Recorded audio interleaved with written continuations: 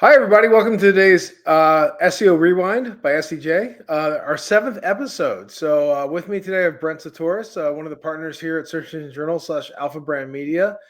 And you know what? We're in the middle of a Google Core update launched on Veterans Day, as Google likes to do, launching their updates on holiday weekends. And there's a lot going on, especially when it comes to the site reputation abuse and some really high authority sites such as Forbes, CNN, and Wall Street Journal having a negative impact through all of this, like Google really hitting them in terms of product reviews and stuff like that. With me today, Brent, you're an expert on the world of Reddit. So, thank God for you that that stuff around like full turn on that side.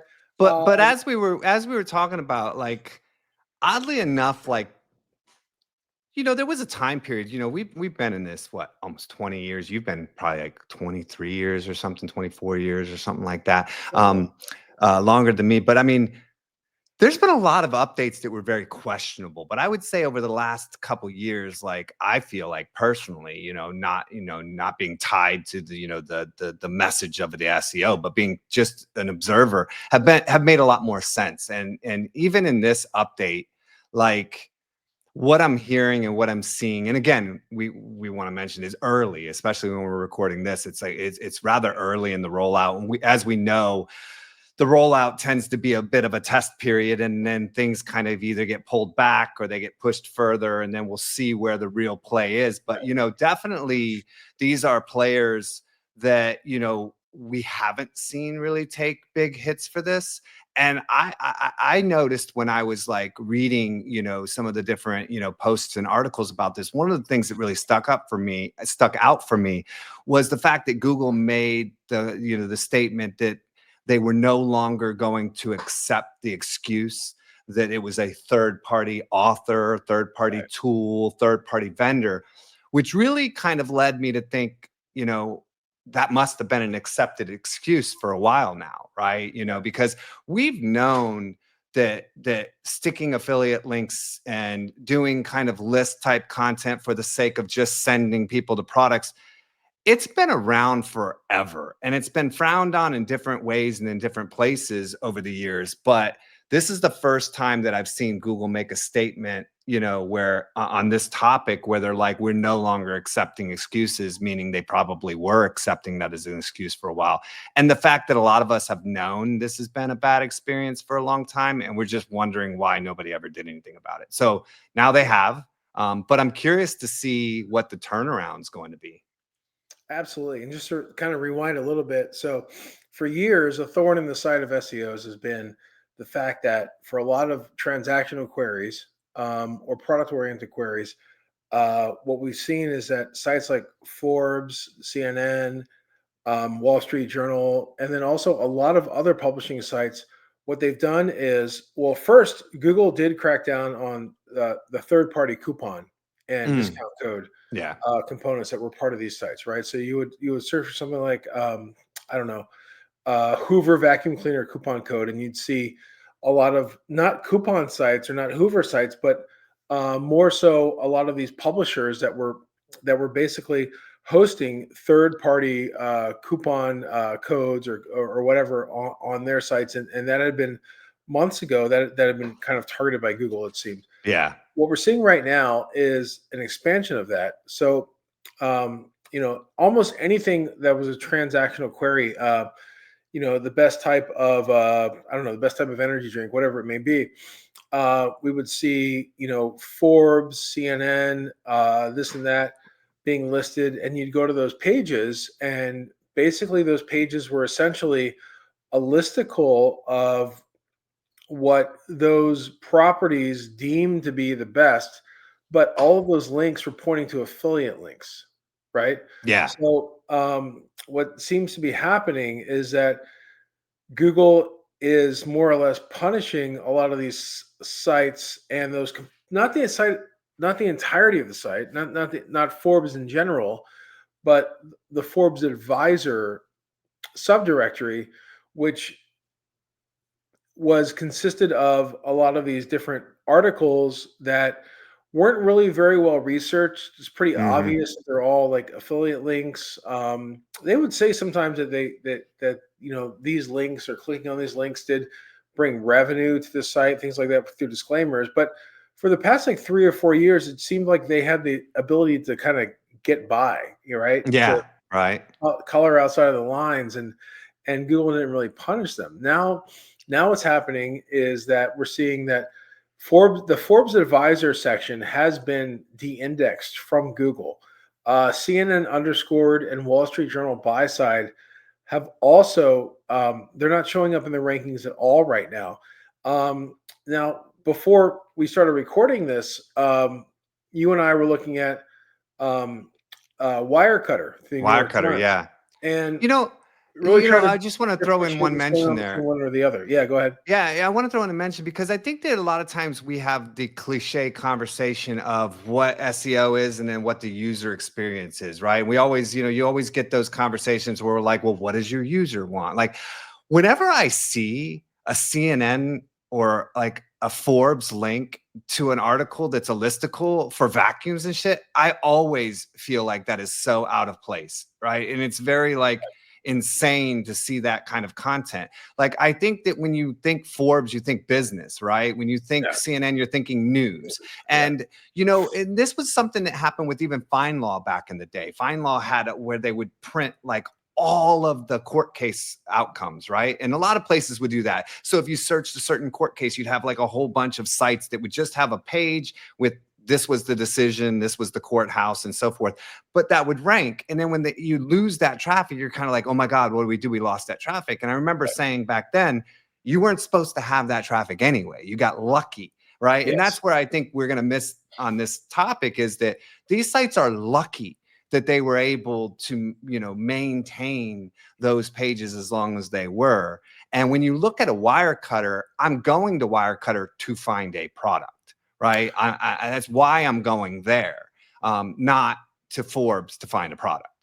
In your opinion, what differentiates Wirecutter from Forbes or CNN or a site like that? Because we are still talking about a news site, right? The New York Times. So, what have they Yeah. done? Like, I know it was an acquisition and everything else, but what have they done that's made a difference on that end? Well, I think that it comes down to reputation for what your intent is, right? Like, I mean, you look at these sites that got hit. Their intent was to open up the, curated kind of not curated, somewhat curated, but it opened it up to third party writers, contributors to have an ability to kind of publish on their platform. And if we were honestly looking at it, what do we expect from those sites? We expect somebody to come in and talk about a business deal on Forbes or how the market's impacted by regulation, or you're expecting something that fits that demographic. With Wirecutter, yes, they were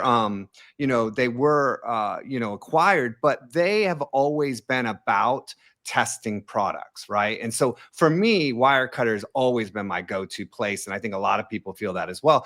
And what they're doing differently is just really putting out like content that truly tests all the content. And the caveat is sometimes they just update that content, right? It just says Right. we've updated it, we tested another vacuum. And I think that's where you're going to see them starting to kind of like tote that line. They are starting to get a lot more listicle there, but in the base of it, that's the intent. You're going there. And we talk about Reddit sometimes. People will say, well, you can't promote your product on Reddit, period. It's like they won't allow it. And I'm like, no, there are subreddits like Frugal Male Fashion where you're literally going in and posting a picture of your shirt and saying, paste some pants that I can buy in the comments below. And the only thing you want is a product to be provided to you that you can Right. then click and buy.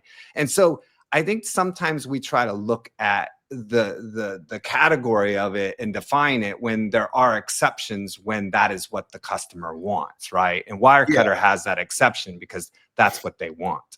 It's kind of interesting too because I see Wirecutter as being a true review site, almost like maybe what is it? U.S. News used to do with colleges, Edmunds, those Yeah, yeah, arms, things yeah. like that. They're actually they're investing in doing a true product test and product review. And with some of the companies that I work with, with Forbes and some of these others that have been hit, it's not that at all. It's more so, hey, um, we'll charge you X amount to be listed. We'll charge you X Yeah. amount to be at the top of the listicle, and then you have to pay out a percentage as an affiliate for all the sales that come from that, right? So it's a little bit less of a true review. It's a lot less of a true review, and it's more Yeah. so who can pay to be at the top, who can pay to be this, who can pay to that. And I'm wondering how much that lack of transparency on the Google side really, in terms of on the site, had to do with this entire sweeping penalty of these, right? It's like, Yeah, and it's funny because this is not news to anyone, like that they're yeah, doing this. It's not. I mean, it's a decade, of them doing this and nobody caring. So it makes you wonder, like, did somebody new roll in and just decide? Because that sometimes it's just somebody's mood, right? Like, when are we going right, to tackle something? And this topic's been tackled, quite a bit over the years when you think about like unrelated content on your site as just a ranking factor, in general, for like, if you're not, that's where we get into the whole EEAT thing, right? Is that if you're not necessarily on topic, an authority, an expert, and, kind of really in that space, then why are you writing about this anyway? And that's why at Search Engine Journal, we used to occasionally like do like the 10 best memes of the month, right? And then we stopped publishing all of that type of stuff because it really was just off topic for our brand. And that was one of the shifts that happened, I don't know, God, like 6, 7, 8 years ago, even. yeah. So we've seen this kind of happening, over time with other areas. The fact that it's just now catching up for affiliate links feels like it feels like it's a little late in the process. It feels like it's weird that it lasted this long. It's not only late, but the timing is really interesting because next week is Black Friday, Cyber Monday, which is Oh, yeah. the e-commerce Super Bowl, right? So all of these companies that were, if you are advertising through these listicles, all these companies that were depending upon that revenue, suddenly it's like cut. But doesn't Google always do something around They, Christmas time to really screw e-commerce? I mean, I think it's like a yearly thing, right? It's like the internal, like, what are your big key points? Well, we have April Fool's Day, and then we have the screw every e-commerce site day, right around Black yes, Friday and exactly, Christmas. exactly. And in addition to Wirecutter, like kind of surviving the cut, so to speak, no pun intended. It looks like Reddit is doing fairly well through this as well. So, what is the differentiation point? Like you had kind of talked about, like the subreddits and things like that. But what is the differentiation point in terms of a review or people lending their knowledge on Reddit versus these paid listicles? And why is Reddit doing so well through this? Yeah, and you're definitely seeing a lens into kind of a really key part in decision making. And the problem is that when you are looking at a lot of published content, there's restrictions. There always is. There's the I don't want to get sued, or there's some business relationship, so I don't want to say something too negative, and I need it to be topical and touch all these key points, so it doesn't have depth. And what ends up happening is there's a lack of what we would call a validation phase. Right. And validation is super important for us as humans. Like, Lauren, you could sit here and research the best phone you're going to buy, and then come over and have dinner at my house, and I tell you, oh man, I just got this phone and it's amazing, and you're going to buy that phone regardless of all the research you did, simply because I said you should. And that tends to be a pattern of sharing responsibility that humans just like in decision making. We talk to somebody about every major decision we make, and even the minor decisions, because it allows us to sort of share responsibility for that decision, to crowd source it and so forth. So what makes Reddit really interesting, and I've even started seeing review sites putting posts up on traditional posts that say, as per Redditors, or, Oh, from interesting. what Reddit thinks, right? Because what Reddit does is, and we were talking about this earlier, from what search used to be, where it was like we understood search was a place to get your own information and then make your own decision, right? It's like, I'm taking this information, kind of figuring it out, and then making a decision. What Reddit's done, not new, but has always done, is that when you go to a thread, nobody's telling you what to buy.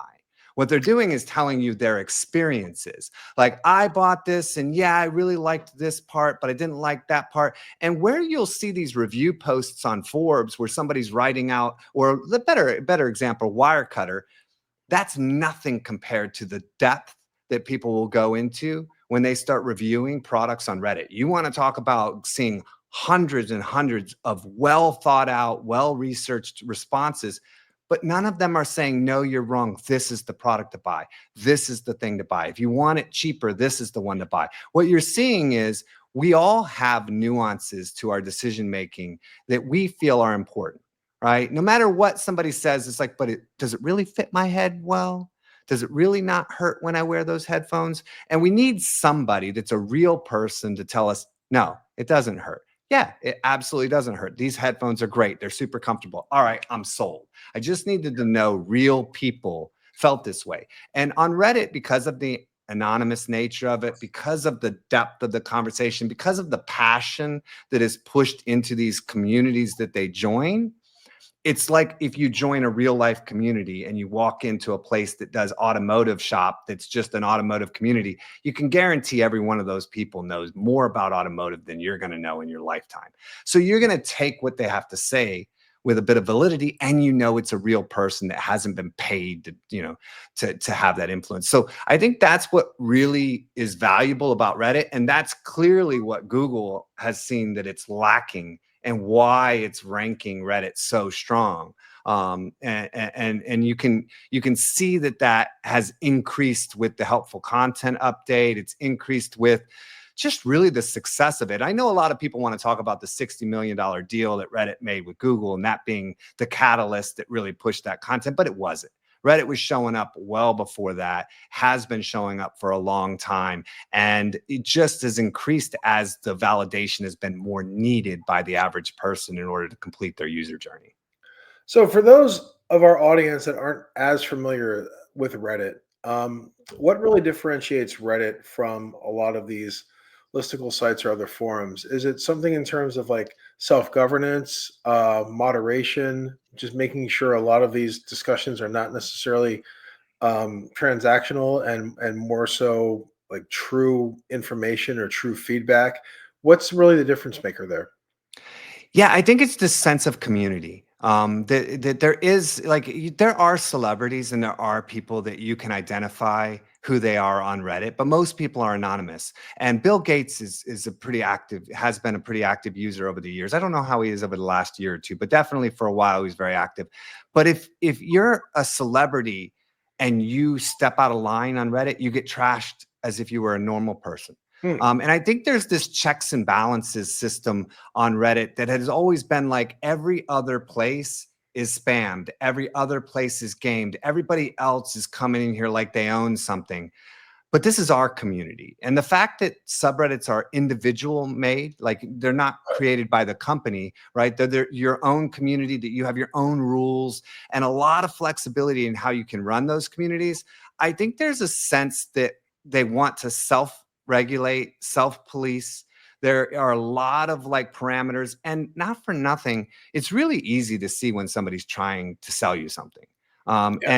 And people like to think they're clever, but I mean, you're really not. Like, people can tell. And I think Reddit doesn't really accommodate that. It requires you to be a part of the community there. And as I've heard so many times presenting on this topic, there's always one person that says, that sounds like a lot of work. How can I do that without putting in work? And I always tell people, you can't, right? Right. Like, that's the whole reality of it, is that if you want to be a part of a community, think about it like walking across the street and going in a civic center and joining a group. Every rule that applies there applies to Reddit. So when you do earn your voice, when you do have your influence, you have the same level of influence that you have if you were to dominate and become successful in a community.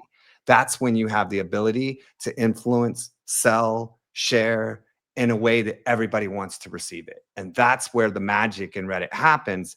And then for everybody else, that magic results in very high quality, non-biased, informative content that helps you feel like you validated your purchase with Hmm. other human beings that you trust to be kind of normal people that are passionate about it like you are. Very cool and very different. So, it is very interesting that Google did do this partnership with Reddit. Why do you think that Google didn't try to emulate Reddit and launch their own kind of community around this, as some search engines and portals have done in the past? Well, they did. They tried to do Google Plus, and it didn't go so well. The problem is that Reddit has been left alone, right? Reddit is where everybody, like a lot of people don't know this, but the founders left in 2010-ish, Mhm. and they didn't come back, and Steve didn't come back until 2015, and the site really hasn't changed that much. So all the forum people that didn't want to go and be on Instagram, all the bloggers who didn't want to go and join Twitter, everybody who wanted to have that depth, that community, that feeling ended up being on Reddit. And that was the catalyst for having places that have good information. So Mm. just like any site that is dedicated to one topic deeply, once you go long enough and deep enough, it becomes valuable because of the depth of knowledge that is in that community. And so I think that really has led to success, and that is hard to replicate. Even Quora, which is kind of considered the closest kind of model, It's a even mess. Quora is just a list of people's responses. There's no correlation. There's Yeah. no There's no sense of discussion. community in Quora whatsoever. And I don't think that Google is really focused on engagement and community, and I don't think that's ever been their real strong suit. And I just don't. I think more than anything, they wanted Reddit to feed their AI during an AI boom.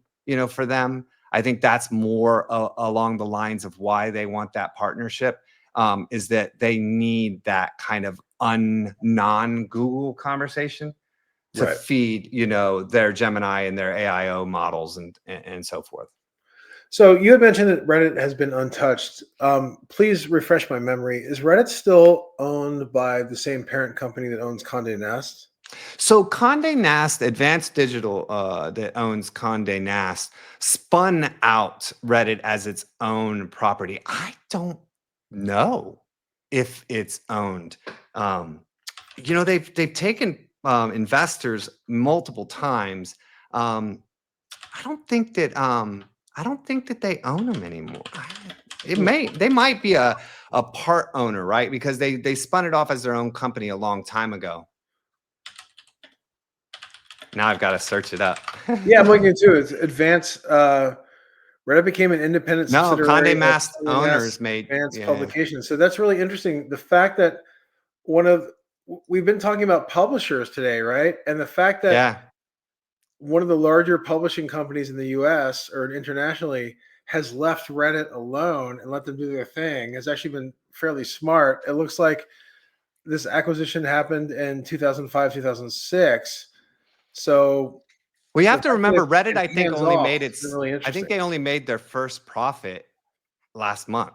Like, Incredible. I don't know that they've, this is one of those stories I don't openly talk about a ton, but Reddit really, from Reddit's standpoint, wasn't ever going to be this successful. This wasn't, like what they thought was going to happen.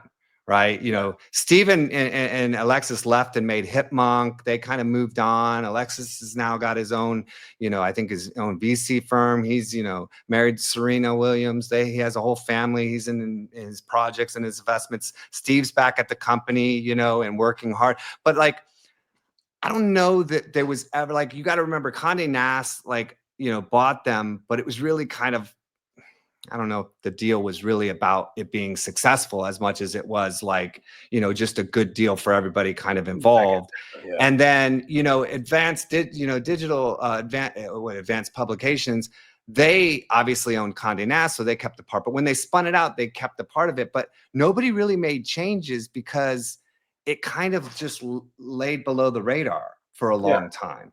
And I think it sat there and it kind of grew and grew and grew, and then now it's just exploded. I mean, Yeah. Talk about playing the the long game. volume This now, is really, man, yeah. This really Jesus. paid off in that respect. So that's Yeah, really same for cool. me. I've been talking about this shit for 20 years. Yeah. I didn't, Yeah. I Exactly. always believed in Reddit, but I didn't know it was going to be, the driving force of the internet, in 2024, Yeah. No it's one would have pretty thought. wild. Brent, thank you so much for your insight today. Besides on SEJ, where can our viewers and listeners find you online? The best place to find me, honestly, right now is on LinkedIn. It's just my first, my last name. And, you know, that's where I've kind of ended up landing as far as like engaging and chatting and checking my messages. Everything else is kind of, you know, lost in the wind. Awesome. So you're not very active on X or Facebook anymore, or any of those other? No. Yeah. Okay. So yeah, thanks a lot, Brent. Really appreciate it. And then hopefully this next week is Thanksgiving in the US. So hopefully afterwards we'll have a little bit of a recap of all of the different changes that were part of the update, and can really take some actionable some action in terms of how we can address this from an SEO perspective. But I really appreciate your time today, Brent. And let's keep on going, man. Let's keep cooking. Awesome. Thanks, brother. It was a pleasure to be here. Thank you very much. And thanks for all of you that have watched or listened to today's SEO Rewind from SEJ. Cheers, Brent. Cheers.